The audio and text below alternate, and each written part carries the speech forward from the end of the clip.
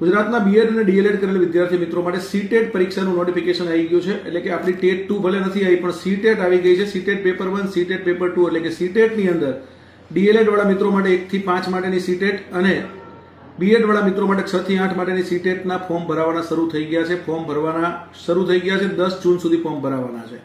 બરાબર. 11 મે થી ફોર્મ ભરવાના શરૂ થઈ ગયા છે. 1 મહિનો ફોર્મ ભરવાનો છે અને તમારી એક્ઝામ યોજાવાની છે. તો કે ભાઈ એક્ઝામ તમારી સપ્ટેમ્બર મહિનાની અંદર યોજાવાની છે 6 તારીખે. એટલે 6 સપ્ટેમ્બરના તમારી પરીક્ષા છે. હવે તમે સીટેટ પાસ કરો તો ક્યાં કામ આવે? તો સીટેટ તમને યુઝફુલ થવાની છે. કેન્દ્રીય વિદ્યાલયની પરીક્ષા હોય કે નવોદયની હોય કે ઈએમઆરએસની પરીક્ષા હોય, એમાં તમને એલિજિબલ બનાવે છે સીટેટ એ પરીક્ષા માટે, એની નોકરી માટે. તો તમામ ગુજરાતના વિદ્યાર્થી મિત્રોના વિડીયો શેર કરી દેજો. બીએડ અને ડીએલએડ વાળા મિત્રો સીટેટ માટે ફોર્મ ભરી દેજો. અને સાહેબ એની તૈયારી માટે જ્ઞાન લાઈવ છે જ.